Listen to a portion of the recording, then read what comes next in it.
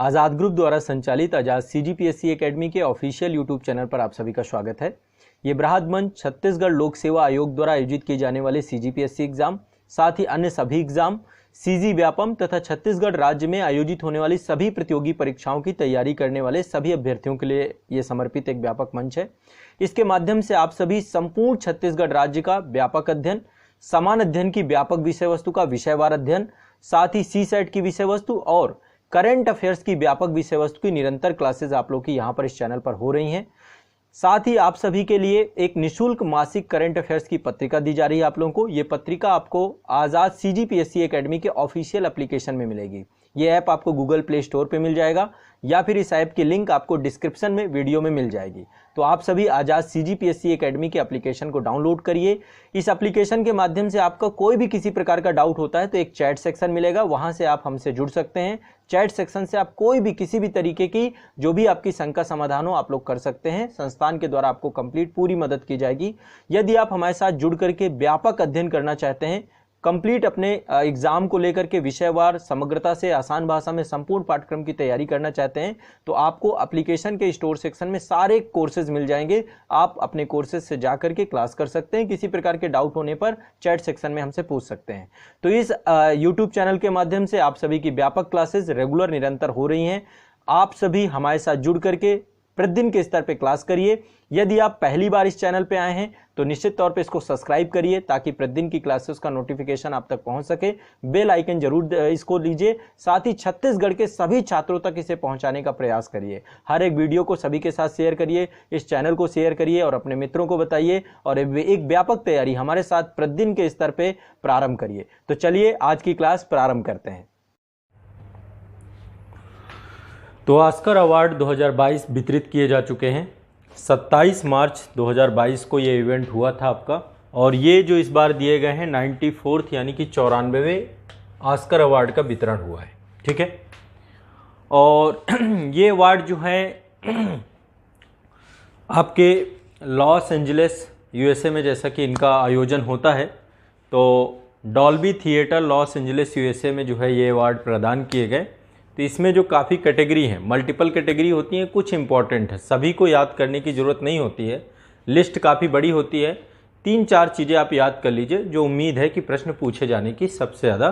ठीक है, सबसे पहले ही कैटेगरी होती है सर्वश्रेष्ठ फिल्म की कैटेगरी। ठीक है, तो एक फिल्म है यहाँ पे कोडा, इस फिल्म को सर्वश्रेष्ठ फिल्म के रूप में चुना गया है। पहली कैटेगरी आप लोग लिख लीजिए।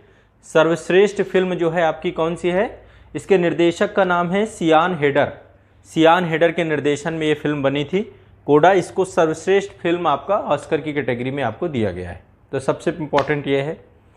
दूसरा जो विषय वस्तु है वो ये है कि इसमें सर्वश्रेष्ठ अभिनेता का पुरस्कार किसको दिया गया। इस बार बहुत चर्चित रहा इस बार का ऑस्कर, और नाम आप सब जानते होंगे या फिर इनको आपने देखा होगा, बिल स्मिथ। बिल स्मिथ को जो है इस बार का ऑस्कर का ये पर्सन है बिल स्मिथ। यहाँ पे थप्पड़ कांड भी बड़ा चर्चा में था। ऑस्कर का सर्वश्रेष्ठ अभिनेता का पुरस्कार इनको मिला, लेकिन एक इवेंट हो गया, घटना हो गई, और इनके द्वारा जो एंकरिंग कर रहे थे क्रिस रॉक, उसको जो है थप्पड़ मार दिया गया। अब ये कुछ व्यक्तिगत मसला जो भी हो इनका, इसको लेकर के ऑस्कर एकेडमी के द्वारा जो है 10 साल का प्रतिबंध भी लगा दिया गया है। तो ऑस्कर में बिल स्मिथ के द्वारा क्रिस रॉक को थप्पड़ मारने की घटना बड़ी चर्चा में रही है।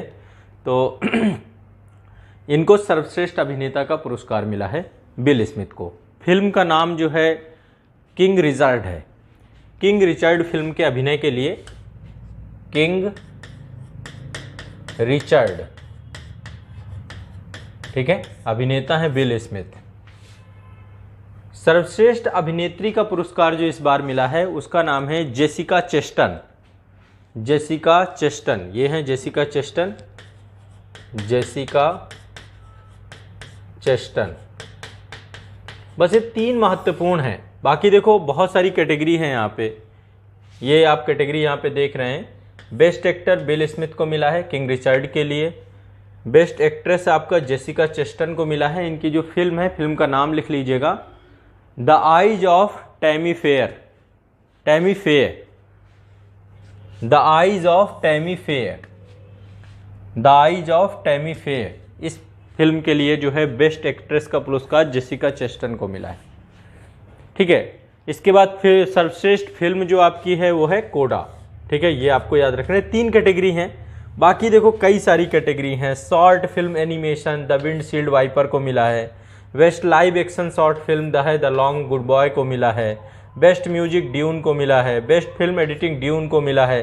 तो ऐसे करके कई सारे पुरस्कार, ये आप ध्यान रखिएगा, ये best music dune visual effect dune, तो ये कई सारे पुरस्कार जो है, चाहे वो प्रोडक्शन डिज़ाइन को लेकर हो, वेस्ट साइन को हो, सिनेमेटोग्राफी को लेकर के हो, एडिटिंग को लेकर हो, म्यूजिक को लेकर के हो, ड्यून को गया है। ठीक है, ये हाँ ये एकेडमी पुरस्कार हैं और यूएसए में ही जो है संचालित होते हैं हर साल, वर्ल्ड लेवल पे दिया जाता है। पूरे विश्व में जितनी भी बड़ी बड़ी, भारत की भी कई फिल्में जो है जाती हैं ऑस्कर में, तो नॉमिनेट किया जाता है। ये एक तरीके से आपका वार्षिक पुरस्कार है और ये पूरे विश्व स्तर पर जो बड़ी फिल्में हैं, हॉलीवुड बॉलीवुड, सबको लिया जाता है। ठीक है, ऑस्कर के लिए जो नॉमिनेटेड होती हैं। ठीक, तो ये आपका जो है ऑस्कर अवार्ड से जुड़ी हुई 3 महत्वपूर्ण चीज़ें जो हैं 94 से मुझे जो लगती हैं। पहली बात ये पता होना चाहिए कौन सा ऑस्कर है। ठीक है, बिल स्मिथ का नाम पूछा जा सकता है क्योंकि चर्चा में रहा है इस बार, तो हो सकता है कि आ जाए, कहीं पर भी प्रश्न पूछ लिया जाए। बस इतना ही आपको ज़्यादातर याद रखना है, बाकी कुछ बहुत ज़्यादा महत्वपूर्ण नहीं है। तो इसको साथ में मेरे याद कर लीजिए। ठीक है, एक बार साथ में फिर से हम लोग देखते हैं। सर्वश्रेष्ठ फिल्म कौन सी है? कोडा। बिल्कुल याद कर लेना, दिमाग में, आसान नाम है कोडा। इसके निर्देशक का नाम है सियान हेडर। ठीक है, सियान हेडर के डायरेक्शन में कोडा फिल्म को सर्वश्रेष्ठ फिल्म का पुरस्कार मिला है। सर्वश्रेष्ठ अभिनेता बिल स्मिथ, दिमाग में बैठा के रखना है, फिल्म का नाम है किंग रिचर्ड। ठीक है, और सर्वश्रेष्ठ अभिनेत्री का पुरस्कार मिला है जेसिका चेस्टन को, द आइज ऑफ टैमी फे। ये जो है इनका जो फिल्म है। क्लियर है, स्पष्ट है। बाकी सहायक अभिनेता, सहायक अभिनेत्री, ये सब चीज़ें बहुत दिक्कत वाली चीज़ है। कोई मतलब कितना याद करोगे, याद ही नहीं रहेगा, फिर सारी भूल जाएंगी कैटेगरी। तो इतने से उम्मीद है कि आपको जो भी चीज़ें हैं ध्यान रखिएगा। चलिए, और इनको जो है 10 साल के लिए प्रतिबंधित कर दिया गया है, सभी प्रकार के एकेडमी के कार्यक्रमों में सम्मिलित होना, सारी चीज़ें। एक रिपोर्ट आई है, विश्व प्रसन्नता रिपोर्ट आई है। इसको जारी कौन करता है? संयुक्त राष्ट्र स्थायी विकास उपाय नेटवर्क के द्वारा से ये जारी किया जाता है, यूनाइटेड नेशन के द्वारा ही ये जारी की जाती है। तो विश्व प्रसन्नता रिपोर्ट 2022 आ चुकी है, ध्यान रखना है। इसका ये 10वां संस्करण है। 18 मार्च 2022 को ये रिपोर्ट आई है। सब लोग इस रिपोर्ट के बारे में लिख लेंगे। ये रिपोर्ट है वर्ल्ड हैप्पीनेस रिपोर्ट 2022। कब आई है ये आपका? इसका 10वां संस्करण है। सबसे पहले 10th एडिशन है। 18 मार्च को ये रिपोर्ट आपकी आ चुकी है। हर साल आती है ये रिपोर्ट। ठीक है, अल्टीमेट गोल क्या है इस उद्देश्य का? जितने भी सदस्य देश हैं उनके नागरिकों की संतुष्टि, उनके प्रसन्नता के स्तर को ध्यान में रखते हुए लोक नीतियों के निर्माण हेतु प्रेरित करना, ताकि जैसे कि इस रिपोर्ट में जो रैंकिंग है, उस रैंकिंग से पता चलता है कि उस देश के लोगों के अंदर अपने देश की सरकार, उसकी पॉलिसी और उन सब के प्रति क्या रुझान है। तो उसको ध्यान में रखते हुए पॉलिसी मेकर जितने भी हैं उनको लेकर नीतियों का निर्माण करें, उनके हेतु प्रेरित करना। तो 2012 से ये रिपोर्ट प्रारंभ हुई थी आपकी, 2012 से स्टार्ट की गई थी। ठीक है, 2012 में पहली बार रिपोर्ट आई थी यूनाइटेड नेशन, और इसके बाद फिर आपका 2022 में ये 10वां संस्करण है इसका। अब इस रिपोर्ट में जो रैंकिंग है, जो आपको पता होना चाहिए, सबसे पहले शीर्ष विश्व के सबसे खुशहाल देश, जो टॉप 5 देश हैं जहां पे सबसे ज़्यादा खुशहाली है, उनके नाम आप लोगों को याद कर लेना है। नंबर 1 है आपका फिनलैंड। ठीक है, नंबर 2 है आपका डेनमार्क, नंबर 3 है आपका आइसलैंड, नंबर 4 है आपका स्विट्जरलैंड, नंबर 5 है आपका नीदरलैंड। ये विश्व के सबसे खुशहाल देश हैं। सबसे ज़्यादा खुशहाल देशों की लिस्ट में ये 5 देश हैं, हर बार यही रहते हैं आपके। ठीक है, Finland, Denmark, Iceland, Switzerland, Netherland. हम लोग नहीं है ना खुश। अभी देखो अपनी रैंक, देखो आपकी रैंक क्या है। अच्छा, सबसे कम खुशहाल 5 देश जहाँ पे लोग सबसे कम, इस बार आप अंदाजा लगा सकते हैं कौन से देश हो सकते हैं? हाँ, दक्षिण सुडान, अफगानिस्तान। अफगानिस्तान के नागरिक, आपको पता है क्या स्थिति रही? तो 146वें नंबर पे जो सबसे लीस्ट आपका है, इसमें लीस्ट रैंकिंग दी गई है। हाँ, 146 नंबर पे अफगानिस्तान के नागरिक हैं। हमारी यही स्थिति है, हम सबसे दुखी, यहाँ सब तैयारी कर रहे हैं। अभी जैसे कि किसान आंदोलन थे, है ना, बहुत सारे मूवमेंट हुए हैं, फिर इसके बाद तो कहीं ना कहीं पे वो सारी चीज़ें, अब ये पहली बात तो मुझे बहुत ज़्यादा भरोसा नहीं होता इन रिपोर्ट पे, पता नहीं क्या कितना बायस्ड है। इतनी बुरी हालत तो हमारी नहीं है कि 146 देशों में भारत के लोग 136 में, लेकिन देखो तब भी देश के अंदर बहुत सारी प्रॉब्लम्स हैं। आप लोग शहरों में रह रहे हो तो शायद प्रॉब्लम आपको ना समझ में आए, ग्रामीण स्तर में बहुत बुरा हाल है लोगों का, ठीक है। उष्णकटिबंधीय जलवायु वाले देश हैं, अनिश्चितता का माहौल है, गरीबी, बेरोजगारी, भूखमरी, कितनी सारी समस्याएं, कुपोषण, जद्दोजहद, स्ट्रगल, संघर्ष, बेरोजगारी का स्तर, जिस तरीके से कोविड में पलायन आप लोगों ने देखा, सारी चीज़ें जो हैं ये सब मिलजुल के अभी भारत की स्थिति को इतना बेहतर नहीं मानते हैं। हाँ, इंडिया की रैंकिंग पिछले साल की जो रैंकिंग थी वो बहुत बुरी थी, 139 रैंक पे थे हम लोग 2021 में। एक मिनट रुक जाओ, पाकिस्तान की जनसंख्या और भारत की जनसंख्या में अंतर है ना। श्रीलंका भी हमसे बेहतर स्थिति में है। तो कहीं ना कहीं पे देखो, कहीं ना कहीं पे रिपोर्ट देख के तो सरप्राइज होना ही पड़ता है कि इतनी बुरी स्थिति कैसे है, लेकिन फिर भी जो भी है रिपोर्ट सबके साथ है, पैरामीटर्स हैं। तो यहाँ पे 2021 में ये रैंक हमारी 139 थी, ये भी आपको पता होना चाहिए। 2022 की जो रैंकिंग है थोड़ा सा सुधार हुआ है, 136 स्थिति में भारत के लोग हैं। तो अप्रसन्न लोगों की संख्या जो है वो संख्या जो है सबसे बड़ी स्थिति निकली, ठीक है। यदि हम अन्य देशों की बात करें तो अन्य देशों में जैसे नीचे, सबसे नीचे तो आपका अफगानिस्तान है। अफगानिस्तान के जस्ट ऊपर लेबनान है 145वें नंबर पे। लेबनान के बाद जिम्बाब्वे, रवांडा, बोत्सवाना, ये सारी अफ्रीकन कंट्री हैं आपकी, ठीक है। और यदि हम बात करें जो बड़े बड़े देश हैं, जैसे इजराइल है, इजराइल 90 नंबर पे है, ऑस्ट्रेलिया 12वें नंबर पे है, जर्मनी 14वें नंबर पे है, यूके 17वें नंबर पे है, अमेरिका 16वें नंबर पे है। तो अदर देश या इस तरीके से इनकी कुछ स्थिति है। पड़ोसी देशों की बात करिए, चीन का 72वां स्थान है, चीन यहाँ पे नहीं दिया है ना। 72 रैंक पे चाइना है आपका,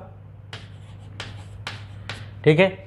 नेपाल का आपको देख ही रहे हैं 84वां स्थान है, श्रीलंका 127वां स्थान है, पाकिस्तान 121वां स्थान है और बांग्लादेश 94वां स्थान है, ठीक है। ये रैंक, और भारत आपका 136वां स्थान है। तो पड़ोस झूठ लग रहा है तो भारत इस सूची में अपने पड़ोसी देशों से काफ़ी पीछे है। क्या आप खुश हो कि नहीं, पहले ये बताओ। हाँ, और देशों का क्यों नहीं लिया, मतलब सभी देश हैं, 146 देशों का ही लिया गया इसमें, टोटल रैंक 146 देशों की ही ली गई, ठीक है। जो विश्व प्रसन्नता रिपोर्ट के साथ जुड़े होंगे उतने ही देशों को लिया गया, ठीक। चलिए, तो ये आपको याद रखना है, याद कर लेना, ये आएगा, विश्व प्रसन्नता रिपोर्ट आएगा। नंबर 1 हमेशा याद रखना, फिनलैंड है आपका नंबर 1, फिनलैंड। अभी रसिया इस पे धमकी दे रहा था ना फिनलैंड को कि तुम्हें भी इन्वाइट कर लेंगे, पहले यूएसएसआर का हिस्सा हुआ करता था, अब जो आपका नॉर्वे, स्वीडन, फिनलैंड सब एक साथ हैं, क्योंकि ये भी धमकी दे रहा था कि हम भी जा रहे हैं नाटो में। बोला जरूरत मत करना नाटो में जाने की, यूक्रेन देख लो, ठीक है। तो नाटो में गए तो सबसे अप्रसन्न देश बना देंगे तुमको ठीक है। चलो, अगला एक इम्पॉर्टेंट है, मतलब बहुत इम्पॉर्टेंट न्यूज़ है, शायद आप लोग इन चीज़ों को छोड़ देते हैं, और यूपीएससी में मुझे उम्मीद है कि इस बार ये करंट अफेयर्स आपका पूछा जाएगा। एक समिट हुई है आपकी, एक मिनट, 36 इंटरनेशनल जियोलॉजिकल कॉन्फ्रेंस हुई है भारत में, कांग्रेस हुई है। 36वीं अंतर्राष्ट्रीय भूगार्भिक कांग्रेस, लिख लीजिए 36वीं अंतर्राष्ट्रीय भूगार्भिक कांग्रेस, इसका आयोजन भारत में हुआ है, ठीक है। कब हुआ है इसका आयोजन, डेट लिख लीजिएगा। इसका आयोजन हुआ है 2020-22 में। ये डेट पहले थी लेकिन ये डेट पोस्टपोन कर दी गई, और ये अभी 2022 में अभी हुई थी आपकी। कब हुई थी, 20 से लेकर 22 मार्च 2022 के बीच हुई है ये, ठीक है। अंतर्राष्ट्रीय भूगार्भिक कांग्रेस ये भारत में हुई है। और देखिए, अल्टीमेट इसके माध्यम से जो खनन है, खनिज अन्वेषण है, जल संसाधनों के प्रबंधन की बात होती है, खनिज अवयवों संसाधनों की बात होती है, पर्यावरण के लिए नवीनतम प्रौद्योगिकी कौन सी प्रयोग करनी है, उन सब आदि के बारे में इसमें चर्चा पर चर्चा होती है। ठीक है, तो कहीं ना कहीं पे ये बहुत इंपॉर्टेंट चीज़ है। इस बार का जो विषय रखा गया था, विषय है the basic science for the sustainable future, है ना। इसका विषय लिख लीजिएगा, भूविज्ञान, है ना। इसका विषय है एक सतत भविष्य के लिए मूलभूत विज्ञान, भूविज्ञान ऐसे रखिएगा इसको, जियो साइंस, है ना। जियो साइंस मतलब भूविज्ञान, भूविज्ञान इसका जो थीम है, थीम पूछ लेता है कई बार, भूविज्ञान एक सतत भविष्य के लिए मूलभूत विज्ञान है, ये इसका थीम था इस कांग्रेस का। ठीक है, और इसको जो मतलब इसमें कई सारे हर 4 साल में इसका आयोजन होता है, 36 इंटरनेशनल, हर 4 साल में इसका आयोजन होता है। भारत में इसका आयोजन 1964 में हुआ था, 1964 के बाद अब हुआ है। ठीक है, 1964 में हुआ था, भारत ने पहले, इससे पहले मेजबानी एक बार की थी 1964 में, जो एशिया में पहली बार आयोजित होने वाली समिट थी। इस बार जो है फिर ये भारत में हुआ है। तो इसमें खान और खनिज मंत्रालय, पृथ्वी विज्ञान मंत्रालय, भारतीय विज्ञान अकेडमी तथा बांग्लादेश, नेपाल, श्रीलंका की जितनी विज्ञान अकेडमी है, इन सबके संयुक्त प्रयासों से इसका आयोजन किया गया था।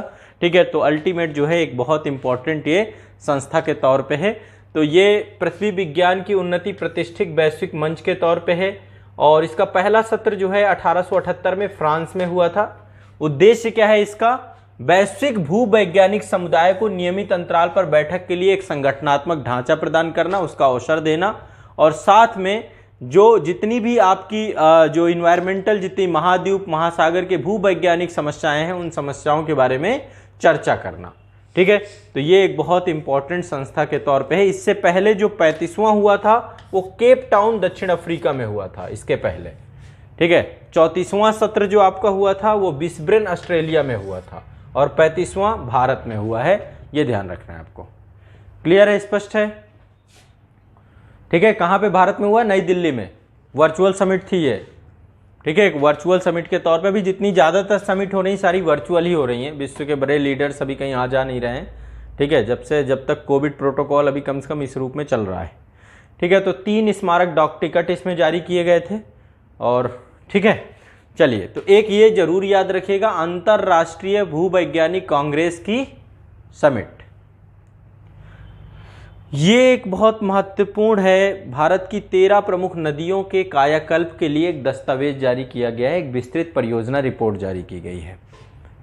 13 हेडिंग डाल लीजिए इसमें, 13 प्रमुख नदियों के कायाकल्प पर विस्तृत रिपोर्ट जारी की गई है। 14 मार्च 2022 को ये रिपोर्ट जो है केंद्रीय पर्यावरण जो मंत्री हैं भूपेंद्र यादव जी, साथ में केंद्रीय जल शक्ति मंत्री गजेंद्र सिंह शेखावत जी, और इसके बाद जो है इन दोनों के द्वारा 13 प्रमुख नदियों पर कायाकल्प करने के लिए, मतलब फिर से इन नदियों को पुनरुद्धार करने के लिए क्या किया गया है, एक रिपोर्ट जारी की गई है। अब इसमें 13 नदियां कौन कौन सी हैं, आप लोग नाम लिखना चाहो तो लिख लो। 13 नदियों के नाम लिखो। पहला है झेलम, चिनाब, रावी, ब्यास, सतलुज। ये 13 प्रमुख नदियां सिंधु नदी तंत्र से जुड़ती हैं, और ये सब भारतीय क्षेत्र में भी इनकी उपस्थिति है। झेलम जम्मू कश्मीर में, चिनाब हिमाचल प्रदेश से निकलती है, रावी ब्यास आपकी दोनों ये हिमाचल प्रदेश वाले क्षेत्र में हैं।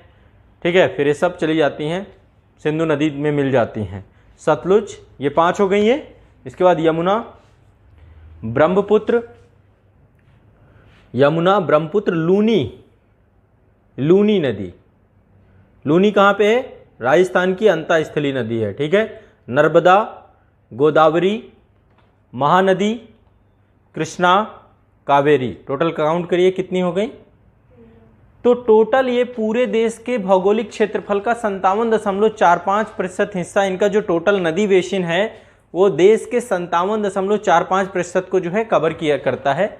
इनकी 202 सहायक नदियां भी हैं, मतलब उनको भी इसके साथ जोड़ा गया है। तो इसमें कई सारे कार्यक्रम हमें करना है, जैसे कि हमें रिवर फ्रंट बनाना है, इको पार्क डेवलप करना है, जनता के बीच में जागरूकता पैदा करना है, वनीकरण करना है, जल ग्रहण करना है, वाटर ट्रीटमेंट करना है, परिस्थिति बहाली करनी है, नमी संरक्षण करना है, आजीविका में सुधार लाना है, तो आय बढ़ाना इनके, और इसको एक तरीके से टूरिज्म के तौर पे इन नदियों को डेवलप करना। तो एक बड़ा जटिल और बहुत बड़ा कार्य जो है लिया गया है, और इसके लिए लगभग 19,300 42 करोड़ रुपए जो है प्रस्तावित किए गए हैं इस बार के बजट में।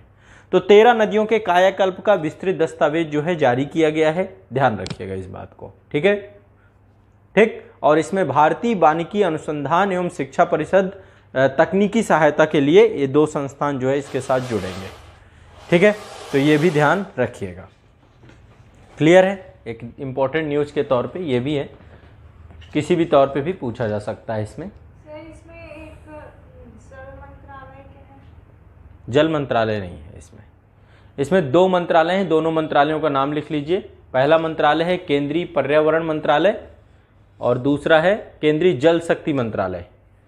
हाँ, वही जल शक्ति मंत्रालय, इसी जल मंत्रालय को ही कन्वर्ट कर दिया गया है। तो ये दोनों मंत्रालयों के साथ मिल करके ही काम किया जा रहा है, ठीक है। अभी केंद्रीय पर्यावरण मंत्री आपके भूपेंद्र यादव जी हैं और केंद्रीय जल शक्ति मंत्री गजेंद्र सिंह शेखावत जी हैं, ठीक है। इसके बाद नेक्स्ट है आपका अगला, ये एक इम्पॉर्टेंट है थोड़ा सा, भगवंत मान जी के बारे में थोड़ा सा यहाँ पे हम जान लेते हैं, क्योंकि एक ये देख सकते हैं भारतीय लोकतंत्र की, भारतीय डेमोक्रेसी की बहुत बड़ी विशेषता है कि धरातली स्तर से भी आप उठ करके देश के राजनीतिक तौर पे आप पहुंच सकते हैं। सबकी शुरुआत कहीं ना कहीं से होती है। तो पंजाब के जो मुख्यमंत्री हैं, ठीक है, भगवंत मान जी, इस बार इसलिए क्योंकि एक ये नया चेहरा जो सीएम के तौर पे आए, इसके पहले एक 2 जगह से जीते थे, मतलब 2 जगह का मतलब ये है कि 17वीं लोकसभा में भी ये जीत कर आए थे और इसके पहले 16वीं लोकसभा में भी ये जीते हैं। कहाँ से? संगरूर लोकसभा निर्वाचन क्षेत्र से। ये शायद कहीं पे यदि पूछ लेता है तो भी आपको पता होनी चाहिए, ठीक है। इसके अलावा इन्होंने चुनाव भी लड़ा था, ठीक है, और चुनाव लड़ा था पंजाब राज्य की एक विधानसभा है धुरी विधानसभा, तो धुरी विधानसभा से ये जीते हैं, ठीक है। इनका जो जन्म हुआ है ये संगरूर जिले में ही इनका जन्म हुआ है, वहीं पे एक गांव है सतौज गांव, वहीं पर इनका जन्म हुआ है। और जो है धुरी विधानसभा क्षेत्र है वहां से ये जीत करके आए हैं, ठीक है। तो बेसिक कुछ चीजें आपको पता होनी चाहिए। आम आदमी पार्टी से हैं, इसके पहले चरणजीत सिंह चन्नी थे यहाँ के सीएम, इनको रिप्लेस किया इन्होंने, और अभी जो है यहाँ पे ये, ठीक है, ध्यान रखिएगा। तो ये संगरूर से लोकसभा में और हाँ, से राज्य विधानसभा में, ठीक है। तो ये आपको ध्यान रखना है, क्लियर है। आपको ये तो पता ही है कि 117 सीटें हैं टोटल पंजाब विधानसभा में, जिसमें से 92 सीटें आम आदमी पार्टी को मिली, ठीक है, बड़ी पार्टी के तौर पे। कांग्रेस को 18 मिली थी, बाहर बीजेपी को 2 मिली थी और शिरोमणि अकाली दल को 3 सीटें मिली थी और एक सीट बीएसपी को भी मिली थी, बहुजन समाज पार्टी को, ठीक है। अगला जो है इम्पोर्टेंट है, ये एक डायलॉग हुआ था भारत और ऑस्ट्रेलिया के बीच में, भारत ऑस्ट्रेलिया ऊर्जा संवाद 2022, हेडिंग डाल लो, भारत ऑस्ट्रेलिया ऊर्जा संवाद 2022। तो वर्चुअल माध्यम से मीटिंग हुई थी आपकी 15 फरवरी 2022 को ये मीटिंग हुई थी, भारत ऑस्ट्रेलिया ऊर्जा संवाद 2022, ठीक है। इसमें आपके जो ये प्रतिनिधित्व कर रहे हैं भारत के केंद्रीय विद्युत और नवीकरणीय ऊर्जा मंत्री हैं, इनका नाम है आर.के. सिंह, ठीक है। और इधर जो आप देख रहे हैं ऑस्ट्रेलिया के ऊर्जा और उत्सर्जन न्यूनीकरण मंत्री हैं, इनका नाम है एंगस टेलर,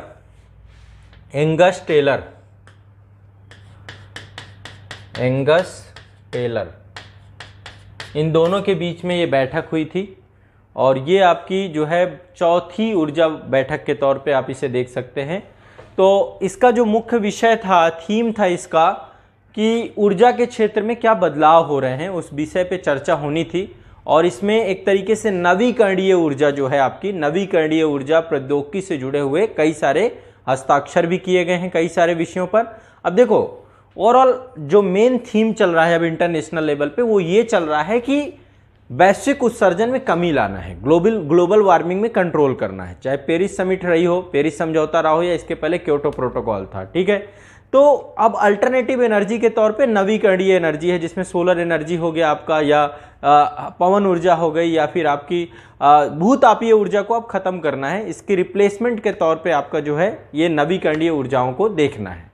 अब दिक्कत क्या है, इनकी लागत बहुत ज़्यादा आ रही है ना। अभी नवीकरणीय ऊर्जा थोड़ा महंगी है, तो इसकी लागत कैसे घटाया जाए, कैसे प्रौद्योगिकी को और बेहतर किया जाए, इन सब चीज़ों को लेकर के डायलॉग चलते रहते हैं देशों के साथ। तो भारत ऑस्ट्रेलिया के साथ जो है ये चीज़ें लेकर के चल रहा है। ठीक, अब एक और इम्पॉर्टेंट है, ये आपका आप देख रहे हैं ये आर्द्रभूमि क्षेत्र है, और ये आर्द्रभूमि क्षेत्र अरावली जैव विविधता क्षेत्र के तौर पे है। ये अरावली बायोडाइवर्सिटी पार्क है आपका। ये कहाँ है आपका? गुरुग्राम में, गुड़गांव में अरावली बायोडाइवर्सिटी पार्क है। सबकी अपनी बायोडाइवर्सिटी होती है, नदियों की भी होती है, जैसे यमुना की बायोडाइवर्सिटी है, जहाँ से भी नदी जाती है उसकी खुद की बायोडाइवर्सिटी। यहाँ हिंडन है तो हिंडन की बायोडाइवर्सिटी है। तो अरावली पर्वत श्रेणी आपको जैसा कि पता है यही क्षेत्र है, यहाँ पे दिल्ली से लेकर के आपका जो है राजस्थान के गुजरात के नज़दीक जो पालनपुर पड़ता है वहाँ से लेकर के दिल्ली रिज तक है। तो हरियाणा का ही क्षेत्र है, गुड़गांव दिल्ली से सटा हुआ, वहीं पर अरावली बायोडाइवर्सिटी क्षेत्र है। तो 2 फरवरी 2022 को विश्व आर्द्रभूमि दिवस जो है मनाया जाता है। ठीक है, कल मैंने आपको बताया था कि रामसर कन्वेंशन के तहत जो है लगभग अभी 49 साइट्स इंडिया की हैं जो कि आर्द्रभूमि क्षेत्र संरक्षण क्षेत्र के तौर पे हैं। तो अरावली जैव विविधता पार्क को भारत का अन्य प्रभावी क्षेत्र आधारित संरक्षण उपाय इसको बोलते हैं OECM।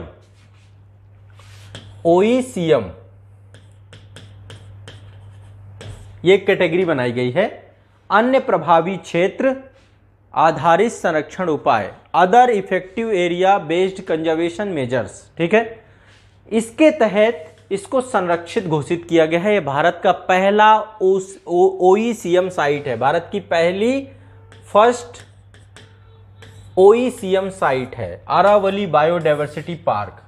आमतौर पे ये साइट क्या होती हैं इसके बारे में थोड़ा सा मैं आपको बता देता हूँ। एक संस्था के बारे में आप जानते होंगे, international union for conservation of nature, इसको बोलते हैं IUCN। IUCN ही वो संस्था है जिसके द्वारा IUCN ये जितने भी COP होते हैं, ये सारी चीज़ों को इसी के द्वारा जलवायु परिवर्तन पे व्यापक स्तर पे काम किया जाता है। पृथ्वी सम्मेलन के तहत जो है इसका सृजन हुआ था। तो international union for conservation of nature के द्वारा वो क्षेत्र जो संरक्षित नहीं है, जो प्रोटेक्टेड नहीं है, लेकिन उनमें समृद्ध जैव विविधता है ना, तो ऐसे क्षेत्रों को जो है OECM कैटेगरी के तहत संरक्षण प्रदान किया जाता है। तो भारत को OECM टैग प्राप्त करने वाला ये भारत का पहला जो है, ठीक है, IUCN के द्वारा ही रेड डेटा लिस्ट भी जारी की जाती है, ये भी ध्यान रखिएगा। तो अरावली जैव विविधता पार्क जो आपका है कहां पर है? ये गुड़गांव में है, गुड़ग्राम में है, गुरुग्राम में लगभग 390 एकड़ क्षेत्र में फैला हुआ है। ये 390 एकड़ क्षेत्र में फैला हुआ है और यहां पर बायोडाइवर्सिटी बहुत व्यापक स्तर की है। यहां पर अर्ध शुष्क वनस्पतियां हैं, जैसा कि वर्षा वाला क्षेत्र है उसी हिसाब से लगभग 300 देसी पौधे हैं। यहां पर 1,01,000 के आसपास पेड़ हैं और 43,000 झाड़ियां और पक्षियों की प्रजातियां यहां पर लगातार आती हैं। तो विश्व की सबसे पुरानी पर्वत श्रृंखलाओं में से एक है आपकी, ठीक है। और एक तरीके से अरावली पर्वत श्रेणी को दिल्ली का हरा फेफड़ा भी कहा जाता है, दिल्ली NCR का। ये जो पूरा क्षेत्र है यहाँ पर बायोडाइवर्सिटी बहुत व्यापक स्तर की, आप ये देख सकते हैं कुछ इस तरीके से कुछ ये तस्वीर है। तो ये भारत की पहली जो है, ठीक है, बहुत इंपॉर्टेंट क्षेत्र है, OECM कैटेगरी का पहला संरक्षित क्षेत्र के तौर पे इसको डेवलप किया गया है। IUCN के द्वारा जो है ये कार्य किया जाता है। स्पष्ट है? इसका फुल फॉर्म आप लिख लीजिए, हिंदी में मैं बहुत बता देता हूं। अन्य प्रभावी क्षेत्र आधारित संरक्षण उपाय, other effective area based conservation measures, अन्य प्रभावी क्षेत्र आधारित संरक्षण उपाय। ठीक है, तो ये आपका एक इंपॉर्टेंट है। दूसरा एक ये बहुत इंपॉर्टेंट चीज़ है, एक नया ही एक तरीके से ये भी मुझे लगता है कि महत्वपूर्ण है। भारत में WTO के द्वारा जो है, माफ करिएगा, WHO के द्वारा जो है भारत की पारंपरिक चिकित्सा पद्धति को बढ़ावा देने के लिए ग्लोबल सेंटर की स्थापना की गई है। Global centre for traditional medicine के लिए ये स्थापना की गई है WHO के द्वारा। भारत में कहाँ की गई है, जगह कौन सी है, ये सारी चीज़ें आपको पता होनी चाहिए। तो देखिए, विश्व भर में बहुत सारी पारंपरिक चिकित्सा पद्धतियाँ हर देश की है, हमारे देश की भी बहुत सारी चिकित्सा पद्धतियाँ हैं। ठीक है, हमारे यहाँ पे आयुष मंत्रालय है, है ना। आयुष मंत्रालय इसीलिए बनाया गया है कि हमारी जितनी भी चिकित्सा पद्धतियां हैं उनको जो है क्या किया जाए, संरक्षित किया जाए और उनको व्यापक तौर पे बढ़ाया जाए। तो जामनगर में, गुजरात के जामनगर में इस सेंटर की स्थापना की गई है। कहां पर है? गुजरात के जामनगर में। जामनगर गुजरात में कौन सा सेंटर बनाया गया आपका? ठीक है, इसको बोलते हैं global centre for traditional medicine. Global centre for traditional medicine, global centre for traditional medicine, GCTM। ठीक है, इसकी स्थापना की गई है, ध्यान रखिएगा। तो आमतौर पे मुख्य जो है प्रयास यही है कि भारत की जो पारंपरिक, ठीक है, ये है आपका भारत की पारंपरिक चिकित्सा को बढ़ावा देने के लिए आयुष मंत्रालय के द्वारा गुजरात के जामनगर में WHO ग्लोबल सेंटर की स्थापना की गई है। ठीक है, ध्यान रखिएगा, WHO ग्लोबल सेंटर की स्थापना की गई है। ये एक बहुत इंपॉर्टेंट रिपोर्ट है जो कि हर साल जारी की जाती है, Scotch state of governance ranking. ठीक है, लिख लीजिए, स्कॉच गवर्नेंस रिपोर्ट कार्ड 2021 जारी हुआ है। अभी एक रैंकिंग है ये, Scotch state of governance ranking, Scotch governance report card 2021। दो में से कोई भी जो भी आप लिखना चाहें। तो यहाँ पे देखिए रैंकिंग लिखी हुई है 1 2 3 4 5 6 7 8 9 10 11 12 ऐसे करके लिखा गया है। दरअसल होता क्या है, इसमें जितने भी राज्य होते हैं भारत के, उनको 4 श्रेणियों में बांट दिया जाता है। ठीक है, 4 श्रेणियों में जो पहले की 5 होती है, पहली रैंक से लेकर के 5वीं रैंक तक, इनको स्टार जो है कैटेगरी में रखा जाता है। पहली होती है स्टार कैटेगरी, स्टार। ठीक है, पहली रैंक में इस बार कौन आया है? कौन है ये? कहां के मुख्यमंत्री हैं आपके सामने? आंध्र प्रदेश। नंबर 1 पे आंध्र प्रदेश है आपका, दूसरे नंबर पे वेस्ट बंगाल, ठीक है, तीसरे नंबर पे उड़ीसा, चौथे नंबर पे गुजरात, इसके बाद आपका महाराष्ट्र। तो ये टोटल 5 आपकी स्टार कैटेगरी से हैं। क्लियर है? तो एक तरीके से ये नई दिल्ली में स्थित है आपका थिंक टैंक है स्कॉच। ठीक है, Scotch state of governance report जो है इसके द्वारा जारी की गई है। इसके तहत 5 कैटेगरी बनाई गई है। पहली कैटेगरी है आपकी स्टार, दूसरी कैटेगरी की है आपकी परफॉर्मर। परफॉर्मर इसके आगे की 5 कैटेगरी परफॉर्मर 1 से 5 तक रैंक वाले राज्यों को स्टार रैंकिंग दी जाती है, और छठे स्थान से लेकर के आपका जो 10 तक हैं उनको जो है परफॉर्मर में रखा जाता है। ठीक है, तो इसमें आगे उत्तर प्रदेश आपका, ये थोड़ा सा ध्यान रखना है, 7वें नंबर पे है, तेलंगाना 6वें नंबर पे है, उत्तर प्रदेश 7वें नंबर पे है, फिर मध्य प्रदेश है, फिर असम है, फिर हिमाचल प्रदेश है, फिर बिहार है। ठीक है, यहां तक देखें परफॉर्मर है। 5 स्टेट आपके स्टार कैटेगरी में हैं, फिर इसके बाद तेलंगाना, उत्तर प्रदेश, मध्य प्रदेश, असम और हिमाचल प्रदेश आपके परफॉर्मर कैटेगरी में है। इसके बाद अगली कैटेगरी जो बनाई गई है वो बनाई गई है catching up state. Catching up state में ये आपकी कैचिंग अप, अगली कैटेगरी है कैचिंग अप। ठीक है, पहली थी स्टार कैटेगरी, दूसरी थी आपकी परफॉर्मर कैटेगरी, और तीसरी कैटेगरी थी आपकी catching up category, catching up. ठीक है, तो कैचिंग अप कैटेगरी में आपका है बिहार, 11वें नंबर पे बिहार है, 12वें नंबर पे आपका हरियाणा है, 13वें नंबर पे जम्मू कश्मीर, 14वें नंबर पे छत्तीसगढ़, 15वें नंबर पे राजस्थान। इसके बाद बाकी सब अन्य पे आ जाते हैं। अगली कैटेगरी इसमें अन्य, अदर स्टेट। तो ये आपकी टोटल 4 कैटेगरी क्रिएट की गई हैं। क्लियर है, स्पष्ट है, कोई दिक्कत? स्टार कैटेगरी में नंबर 1 याद रखना है आंध्र प्रदेश को, आंध्र प्रदेश, पश्चिम बंगाल, उड़ीसा, गुजरात और महाराष्ट्र। ठीक है, इसके बाद आपका तेलंगाना, फिर उत्तर प्रदेश, मध्य प्रदेश, असम, हिमाचल प्रदेश, बिहार आपका। इसके बाद आपका कैचिंग अप में बिहार है, हरियाणा है। ये थोड़ा सा आपको ध्यान रखना है, कोई दिक्कत? देखिए एक रिपोर्ट ये बनाई गई है जिसमें से गवर्नेंस के आधार पे, गवर्नेंस मतलब शासन व्यवस्था को लेकर के, है ना, किसी राज्य की क्या स्थिति है उसको हिसाब से रिपोर्ट बनाई जाती है। क्या लिखा हुआ है, स्कॉच एक संस्था है जो गवर्नेंस रिपोर्ट बनाती है, रिपोर्ट कार्ड देती है। क्लियर है? तो इसमें यानी कि शासन कितने अच्छे से कर रहे हैं। हाँ, तो यानी सुशासन रिपोर्ट। यस, एक तरीके से सुशासन को लेकर के। तो बिहार भी आएगा इसमें। हाँ, तो बिहार तो है ही है, कैचिंग अप में चाहे बिल्कुल, लेकिन अभी 11वें नंबर पे है, ये भी ध्यान रखना है। हमेशा सब रहता है सबसे लास्ट वाला। लेकिन अब देखो बिहार ऐसा नहीं है, सुधार कर रहा है, सुधार की दिशा में बिहार है, और एक दिन आएगा फिर से जब बेहतर हो जाएगा। एक रिपोर्ट आपकी ये आई है, यूडाइस एक संस्था है, एक ये सिस्टम डेवलप किया गया, एकीकृत जिला शिक्षा सूचना प्रणाली।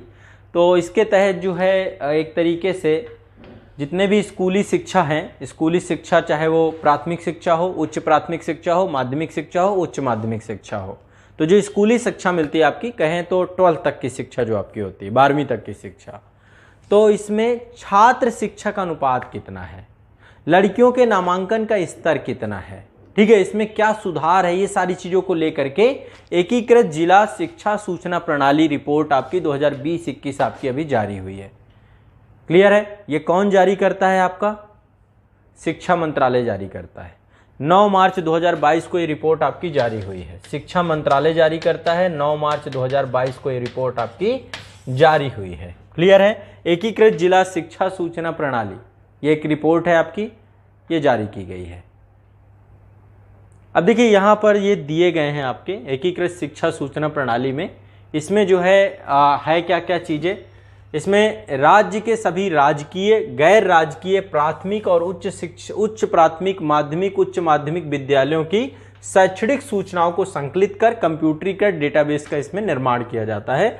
एकीकृत जिला शिक्षा सूचना प्रणाली जो बनाई गई है, यूनिफाइड डिस्ट्रिक्ट इंफॉर्मेशन सिस्टम, ठीक है, तो सभी जितना भी है सबको डिजिटल करने का प्रयास किया। अब इस रिपोर्ट में क्या क्या चीज़ें हैं, देखो शिक्षा मंत्रालय जारी करता है, 2018-19 से डेवलप की जा रही है, 9 मार्च 2022 को किया गया। इसके तहत शिक्षा, छात्र शिक्षक अनुपात, लड़कियों के नामांकन, सभी स्तरों पर जो है आए हुए सुधार को प्रदर्शित करता है। अब रिपोर्ट क्या है, देखो विद्यालय में छात्र और शिक्षक को लेकर के सबसे पहली बात, स्कूली शिक्षा में नामांकित कुल छात्र कितने हैं, नामांकन कितने छात्रों का हुआ है 2020-21 में 25.38 करोड़ है, ठीक है, स्कूली शिक्षा में नामांकन। इसके पहले से 2019-20 से बढ़ी है ये संख्या, 25.1 करोड़ था, यहाँ पर 25.38 करोड़ है।